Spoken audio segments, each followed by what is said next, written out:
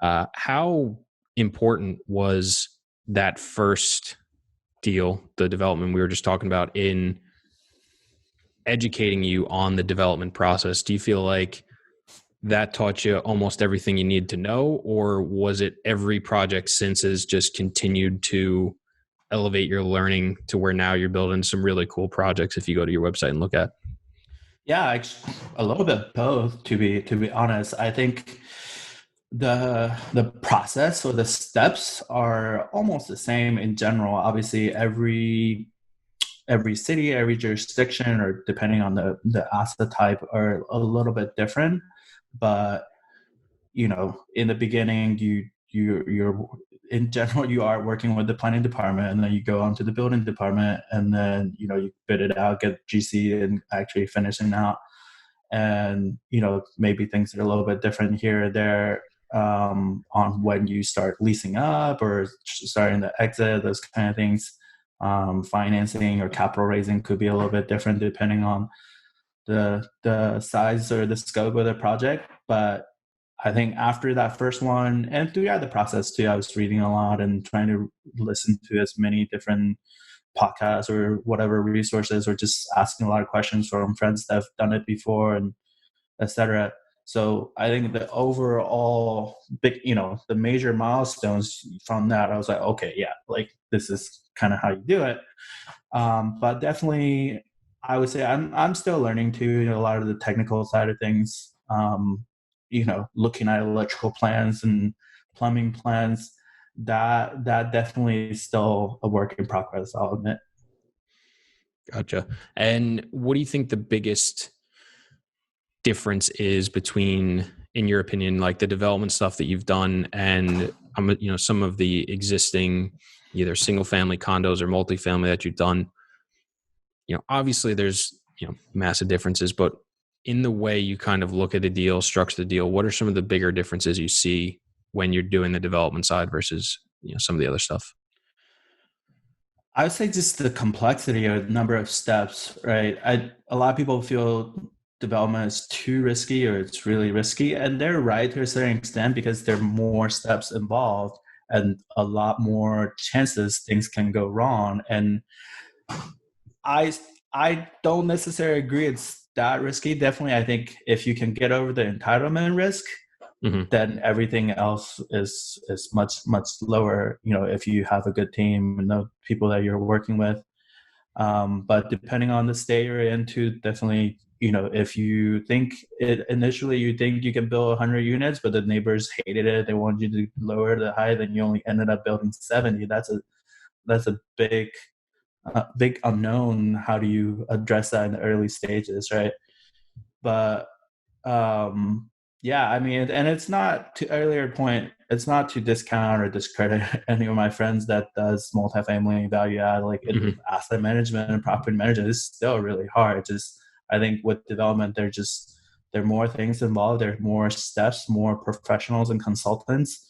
And I mean, but again, I look at it more almost like producing a movie, right? Like, I don't need to know everything about a boom mic or how to edit films or how to, set up the craft tables, but I need to know who to talk to put the pieces in place to be successful.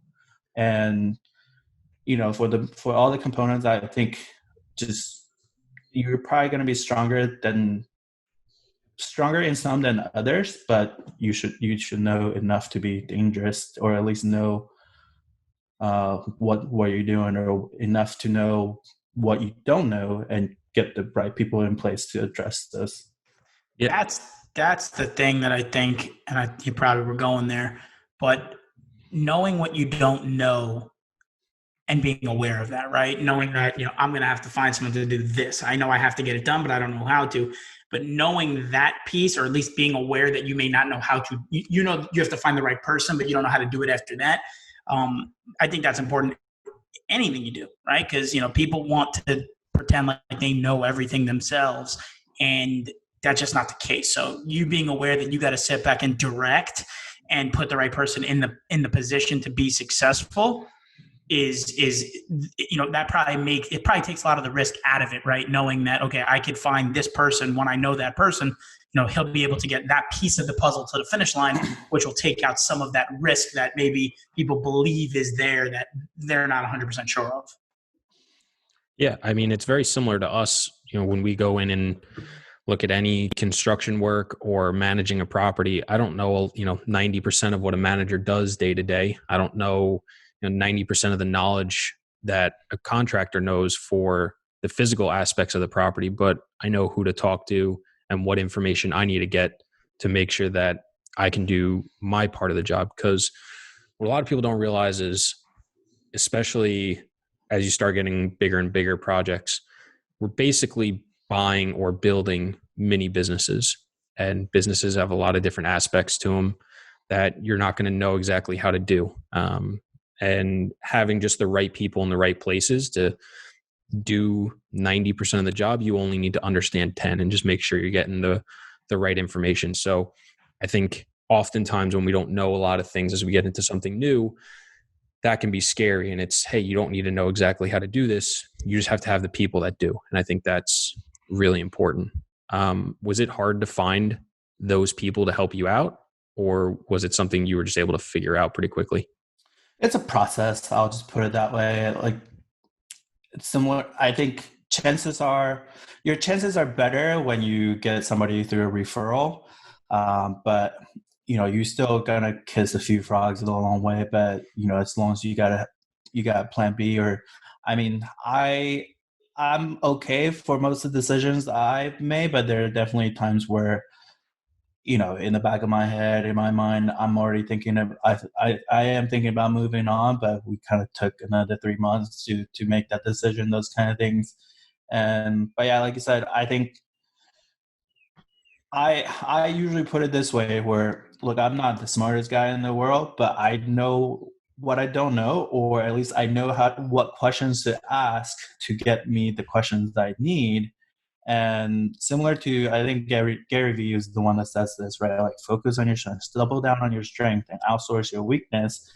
And I mean, come on, even the Avengers needed different teams or different people to round out their teams and the different strengths. So, no, I think that's great. I think it's a fantastic analogy too. Quick question. I want to backpedal when, and I think I know this, but I want to double check. When you talk about entitling land, yeah, that's basically when a piece of land is zoned for, or you can do use for one type of thing and you want to change it to another, correct? It doesn't have to be changing. I mean, that is a step. If you wanted to take that on, for sure, you could. I generally don't advise people to do it. Okay. Because, I mean, let's face it, city planners, they're understaffed and they're not exactly excited about looking for more work to do. And, the process involved doing that to justify it, sending an application, and then chances are if you rezone it, a bunch of the neighbors going to want to rezone it too. But there are certain, I would say, if your parcel's big enough or in a strategically located place, and that could sort of spur the city into doing something more interesting, more strategic, more big picture. For example, our food hall project, we didn't spur this. Like, it was already kind of set in motion. The city wanted to put in a specific plan to open up more possibilities or different types of development, and we were more piggyback off of that initiative already. But yeah, zone change doesn't have to be part of the entitlement process, but if definitely, like, you can make a case, or you're sort of maybe taking a chance on it. But entitlement, yeah, it involves, submitting your vision to the planning department and actually getting to building department as well, to where you can stick a shovel in the ground and, break ground.